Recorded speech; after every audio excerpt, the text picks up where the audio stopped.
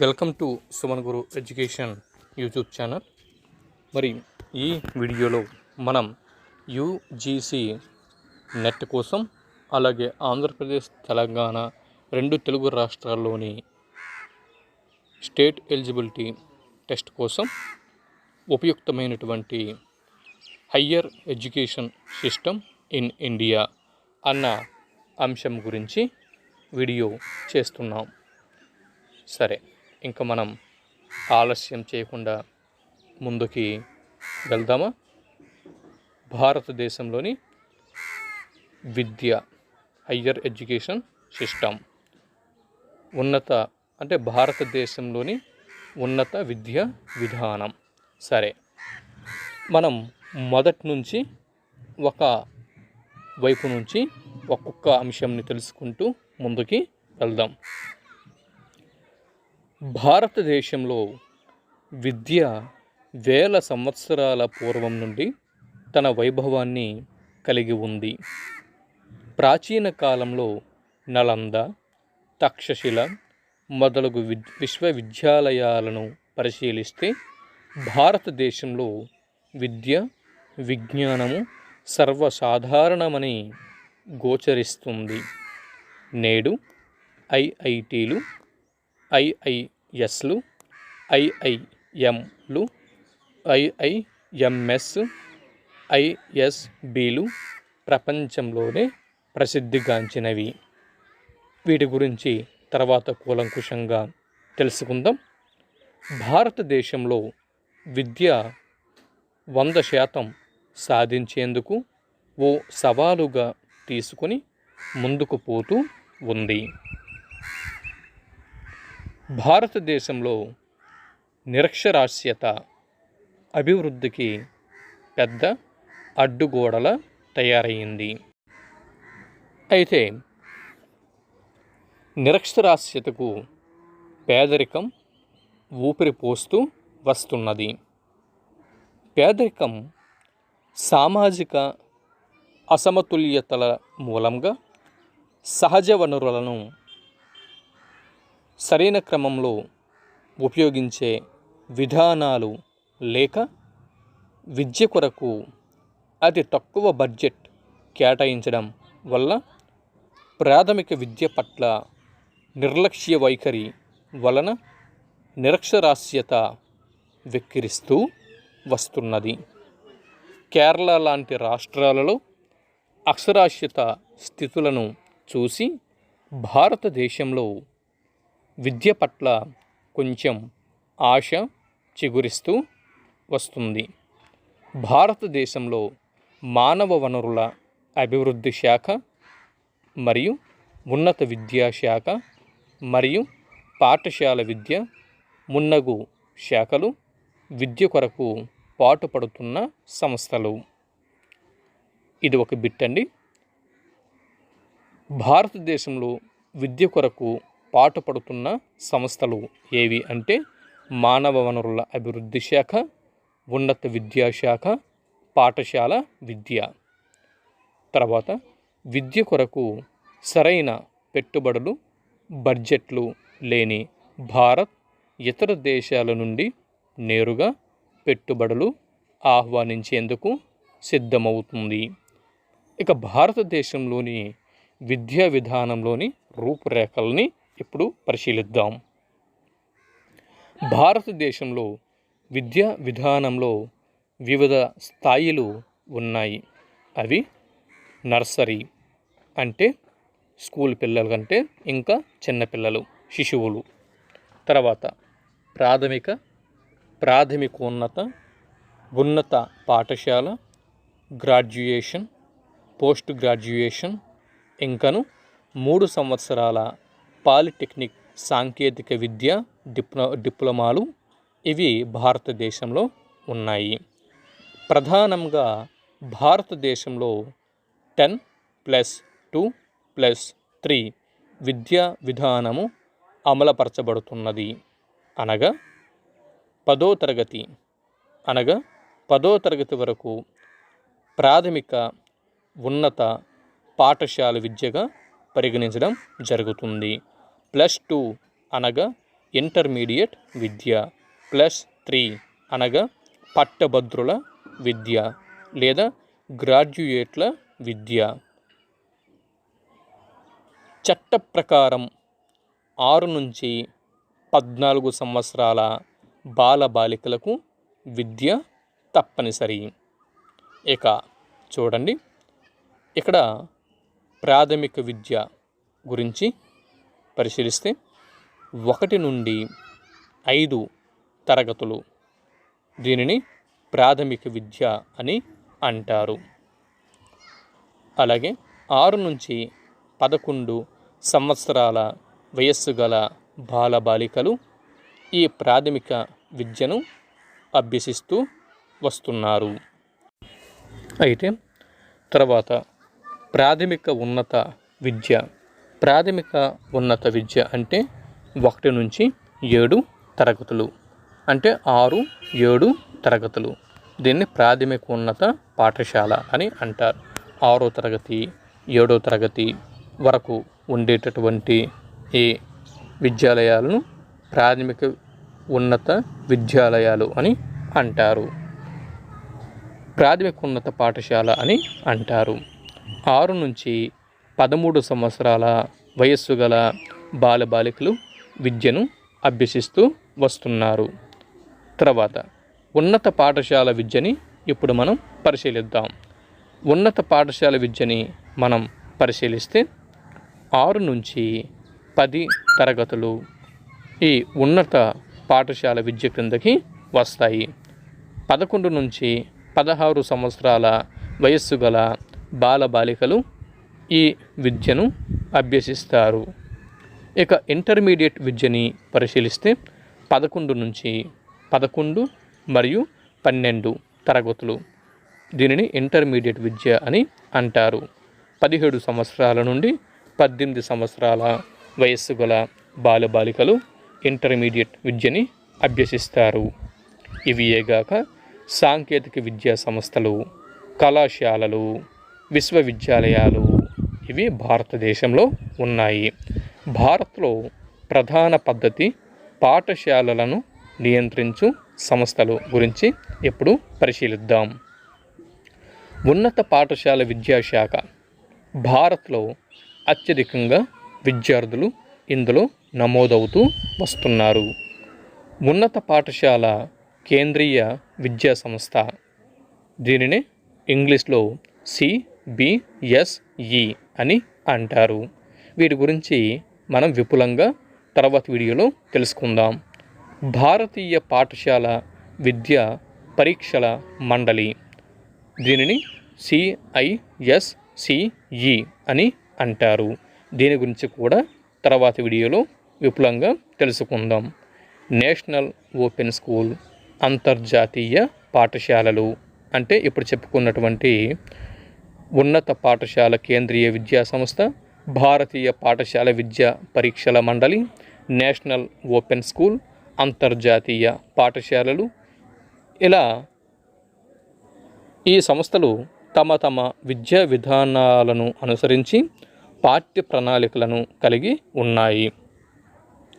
ప్రభుత్వం యొక్క సరికొత్త సర్వేల ప్రకారం భారతదేశంలో 11,24,033 పాఠశాలలు గలవు. అయితే ఈ సర్వే 2005-06 విద్యా సంవత్సరంలో చేపట్టడం జరిగింది. NUEPADISE అనేటటువంటి ఈ సంస్థలు ఈ సర్వేని చేపట్టడం జరిగింది.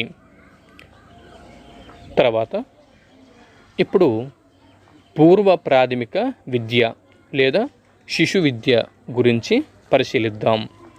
పూర్వ ప్రాథమిక విద్య రాజ్యాంగపరమైన హక్కు కాదు. ఈ విద్యను అతి తక్కువ శాతం మాత్రం పొందుతున్నారు. ఈ రకపు విద్యలో నర్సరీ విద్య, లోయర్ కిండర్ గార్టెన్, అప్పర్ కిండర్ గార్టెన్ తరగతులు కలవు. అంటే ఈ LKG, UKG అని అంటున్నాం కదా. LKG అనగా లోయర్ కిండర్ గార్టెన్, UKG అనగా అప్పర్ కిండర్ గార్టెన్ ఈ తరగతులు ఉన్నాయి. ఈ విద్యా విధానం ఆంగ్లేయుల విద్యా విధానం. భారత విద్యా విధానంలో శిశు అభివృద్ధికి సమీకృత సేవలు అంటే ఇంటిగ్రేటెడ్ చైల్డ్ డెవలప్మెంట్ సర్వీసెస్, వీటిలో అంగన్వాడీ, బాలవాడి విద్యా విధానాలు చూడవచ్చు. ఈ అన్ని విధానాలలోనూ ఆటల ద్వారా విద్య అంటే ప్లేవే మెథడ్ ఆధారంగా పిల్లలకు ప్రాథమిక విద్య కొరకు తయారు చేస్తారు. అయితే ఇప్పుడు ప్రాథమిక విద్య గురించి పరిశీలిద్దాం. 8వ పంచవర్ష ప్రణాళికలో ముఖ్య ఉద్దేశం ప్రాథమిక విద్యను సార్వత్రీకరణం చేయడం అంటే యూనివర్సలైజేషన్ చేయడం. అనగా ప్రాథమిక విద్యను పిల్లలందరికీ అందజేయడం, పిల్లలందరూ ప్రాథమిక విద్యను తప్పనిసరిగా పొందేటట్లు చేసి అక్షరాస్యతను పెంపొందించి దేశ పునాదులను గట్టి చేయడం అన్నమాట. 2000 సంవత్సరం నాటికి భారతదేశంలోని 94% గ్రామాలలో 1 కిలోమీటర్ పరిధిలో ఒక ప్రాథమిక పాఠశాలను, 84% గ్రామాలలో ప్రతి 3 కిలోమీటర్ల పరిధిలో ఒక ప్రాథమిక ఉన్నత పాఠశాలను స్థాపించినట్లు చర్యలు తీసుకున్నారు. భారతదేశంలో 1950-51 ప్రాథమిక విద్య కొరకు 31 లక్షల విద్యార్థులు నమోదైతే 1997-98 ఈ అకాడమిక్ ఇయర్లో ఈ సంఖ్య 395 లక్షలకు చేరింది. 1950-51లో ప్రాథమిక పాఠశాలల సంఖ్య 2.23 లక్షలు ఉంటే 1996-97లో ఈ సంఖ్య 7.75 లక్షలకు చేరింది. 2002-2003 విద్యా సంవత్సరంలో 6 నుంచి 14 సంవత్సరాల వయస్సు గల బాలబాలికలు 82% నమోదయ్యారు. ఈ భారతదేశం మొత్తం మీద. భారత ప్రభుత్వం తన లక్ష్యాన్ని 2000 దశకంలో 100% నమోదు కార్యక్రమం పెట్టుకున్నది. దీనిని సాధించుటకు సర్వశిక్ష అభియాన్ కార్యక్రమానికి శ్రీకారం చుట్టింది. బడి మానివేసే వారి సంఖ్యను అంటే డ్రాప్అవుట్స్ సంఖ్యను తగ్గించటానికి ప్రభుత్వం ఈ క్రింది చర్యల్ని కూడా చేపట్టింది. తల్లిదండ్రులలో అవగాహనను పెంపొందించటం, సమాజాన్ని కార్యోన్ముఖం చెయ్యటం, ఆర్థిక రాయితీలు ఇవ్వడం, కనీస అభ్యసన స్థాయిలో ప్రవేశపెట్టడం, జిల్లా ప్రాథమిక విద్యా పథకంను అమలు చేయడం, national programme of nutritional support to primary education అంటే మధ్యాహ్న భోజన పథకమును ప్రవేశపెట్టడం, 86వ రాజ్యాంగ సవరణ ప్రకారం ప్రాథమిక విద్యా హక్కును ప్రాథమిక బాధ్యతగా లోక్సభలో చట్టం చేశారు. జాతీయ ప్రాథమిక విద్యా సంస్థని అమల్లోకి తీసుకొని వచ్చారు. రాష్ట్రాల విద్యా మంత్రుల సంఘాన్ని ఏర్పాటు చేశారు. దీనికి అధ్యక్షుడిగా మానవ వనరుల అభివృద్ధి మంత్రి వ్యవహరిస్తారు. ప్రసార మాధ్యమాల ప్రచార ప్రణాళికలు ప్రవేశపెట్టారు. సర్వశిక్ష అభియాన్ ఇది SCERT ప్రాంగణంలో తన కార్యక్రమాలని నిర్వహిస్తూ వస్తున్నది. ప్రభుత్వం ఎన్ని కార్యక్రమాలు అమలు పరుస్తున్నా బడి మానివేసే వారి సంఖ్య అనుకున్నంత స్థాయిలో తగ్గడం లేదు. పాఠశాలల దీనావస్థలు బడి మానివేసే వారి సంఖ్య పెరగటానికి ప్రధాన కారణాలు. DISE 2005 2006 డేటా ప్రకారం 9.6 5.4% పాఠశాలలు ఒకే గది కలిగి ఉన్నాయి ఈ భారతదేశంలో. అలాగే 10.45% పాఠశాలలకు తరగతి గదులు లేవు. ఉపాధ్యాయుడు విద్యార్థుల సగటు నిష్పత్తి 1:36 మరియు 8.39% పాఠశాలలు ఏకోపాధ్యాయ పాఠశాలలు.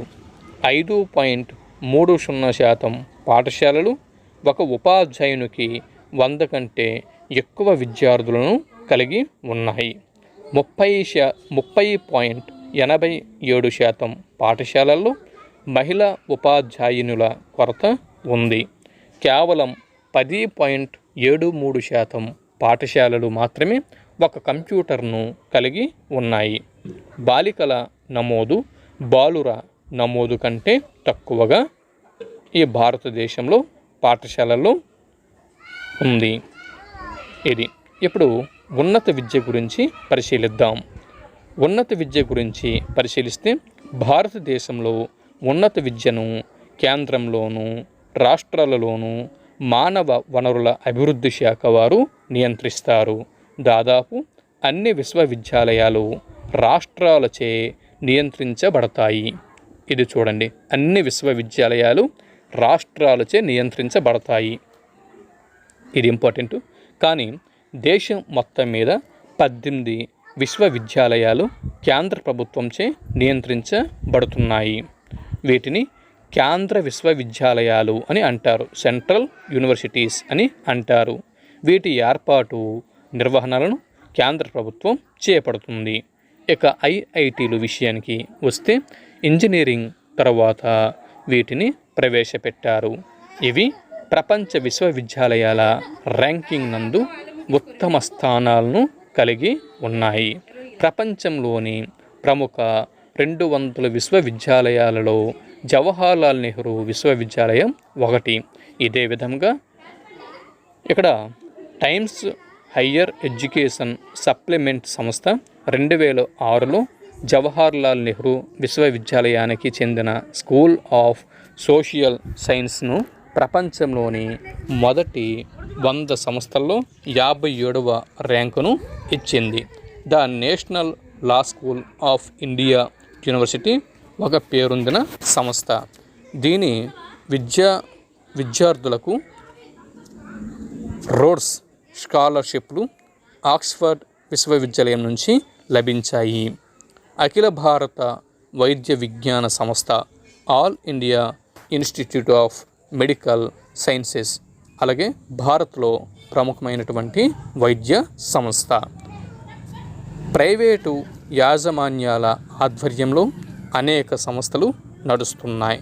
ప్రభుత్వం వీటికి గుర్తింపులను ఇస్తున్నది.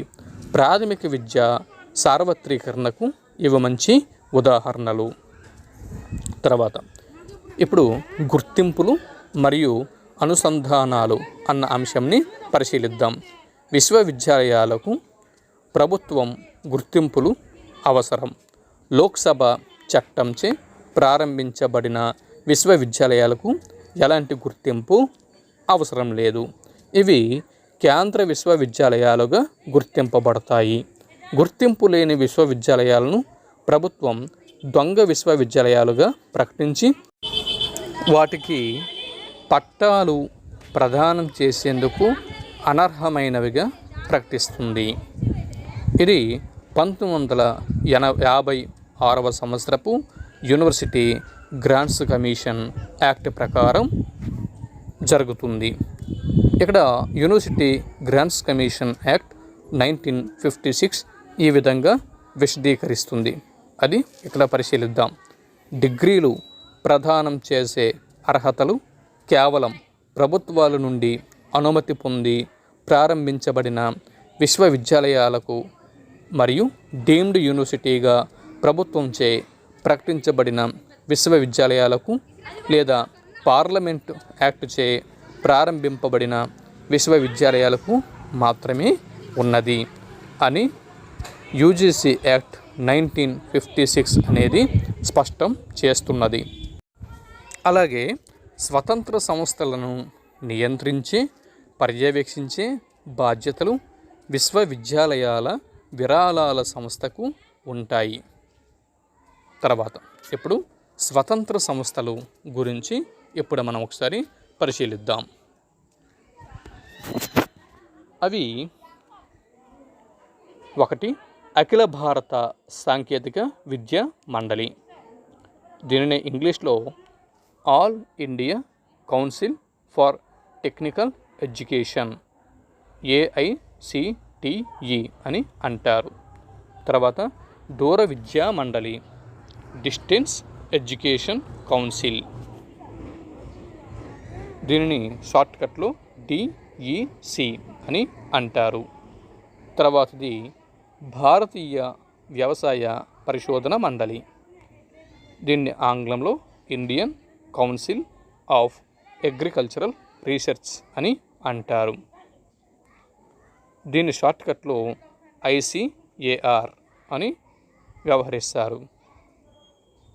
తర్వాతది భారతీయ విద్యా మండలి council, bar council of India, దీన్ని షార్ట్కట్గా BCI అని వ్యవహరిస్తారు. తర్వాత సంస్థ national assessment and accreditation council, దీనిని ఆంగ్లంలో దీనిని షార్ట్కట్లో NAAC అని అంటారు. తర్వాతది జాతీయ ఉపాధ్యాయ విద్యా మండలి, దీన్ని ఆంగ్లంలో national council for teachers education అని అంటారు. షార్ట్కట్లో NCTE అని అంటారు. తర్వాతది భారతీయ పునరావాస మండలి, దీనిని ఇంగ్లీష్లో రిహాబిలిటేషన్ కౌన్సిల్ ఆఫ్ ఇండియా అని అంటారు. షార్ట్కట్లో RCI. తర్వాతది మెడికల్ కౌన్సిల్ ఆఫ్ ఇండియా, దీన్ని షార్ట్కట్లో MCI అని వ్యవహరిస్తారు. తర్వాత ఫార్మసీ కౌన్సిల్ ఆఫ్ ఇండియా, దీన్ని షార్ట్కట్లో PCI అని వ్యవహరిస్తారు. తర్వాత సంస్థ ఇండియన్ నర్సింగ్ కౌన్సిల్, దీన్ని షార్ట్కట్లో INC అని వ్యవహరిస్తారు. తర్వాత dental council of India, dental council of India DCI. తర్వాత సంస్థ సెంట్రల్ కౌన్సిల్ ఆఫ్ హోమియోపతి, దీన్ని షార్ట్కట్లో CCH అని అంటారు. తర్వాతది central council of Indian medicine, దీని షార్ట్కట్లో CCIM అని వ్యవహరిస్తారు. తర్వాత ఇంకొకటి veterinary council of India VCI. ఇవన్నీ కూడా స్వతంత్ర విద్యా సంస్థలు. అవి వీటి యొక్క అబ్రివేషన్స్, ఇంగ్లీష్లో వాటి యొక్క అంటే ఫుల్ నేమ్స్ ఇవి గుర్తుపెట్టుకోండి. వీటి మీద బిట్టు వచ్చే ఛాన్స్ అనేది ఉంది. దాని తర్వాత ఇప్పుడు ఈ భారతదేశంలో విద్య దాని యొక్క చరిత్రని పరిశీలిద్దాం. అంటే పై సంస్థల గురించి మరింత విపులంగా తర్వాతి వీడియోలో మనం తెలుసుకోబోతున్నాం. ఇప్పుడు ఒకసారి భారతదేశపు విద్య చారిత్రక అంశాలని పరిశీలిద్దాం. భారతదేశంలో ప్రాచీన కాలం నుంచి సాంప్రదాయక విద్య, ప్రామాణిక విద్యా విధానాలు కానవస్తాయి. గురుకులం విద్య విధానాలు ప్రాచీన భారతదేశంలో సర్వసాధారణం. గురుకులాలు హిందూ సంప్రదాయాల విద్యా కేంద్రాలు. ఇవి గురుకుల పాఠశాలల వంటివి. సాధారణంగా ఇవి ఉపాధ్యాయుని ఇల్లు లేదా ఋషి పుంగవుల నివాస గృహాలు. విద్య ఉచితంగా అందించబడేది, కానీ ఇవి ఉచ్చ జాతుల వారికి, అంటే ఇక్కడ హై క్యాస్ట్ అంటే ఎవరైతే సమాజంలో అంటే పెద్ద క్యాస్ట్ వాళ్ళు అని వ్యవహరించబడతారో ఈ విధంగా ఉచ్చ జాతుల వారికి మాత్రమే పరిమితమై ఉండేవి. ఉన్నత కుటుంబాలు తమ పిల్లలకు బోధించిన బోధకులకు గురుదక్షిణ సమర్పించుకునేవారు. గురుకులాలలో గురువులు ఈ శాస్త్రాలు బోధించేవారు. ధర్మము, గ్రంథ జ్ఞానాలు, హిందూ తత్వము, సంస్కృత సాహిత్యము, యుద్ధ విద్యలు, రాజకీయాలు, గణిత శాస్త్రము, వైద్య శాస్త్రము, ఖగోళ శాస్త్రము, జ్యోతిష్య శాస్త్రము, చరిత్ర, ఇతిహాసాలు మొదలైనవి నేర్పించేవారు. బ్రాహ్మణ కులం, క్షత్రియ కులాల వారికి మాత్రమే ఈ గురుకులాలలో విద్య లభించేది. కానీ బౌద్ధ మతము, జైన మతము ఇవి ఆవిర్భవించిన తరువాత ఇతర కులాల వారికి ఈ విద్యాభ్యాసం లభించటం ప్రారంభం అయినది. మొదటి 1000 సంవత్సరాల కాలంలో నలంద, తక్షశిల, ఉజ్జయిని, విక్రమశిల విశ్వవిద్యాలయాలు ప్రాశస్త్యం పొందాయి.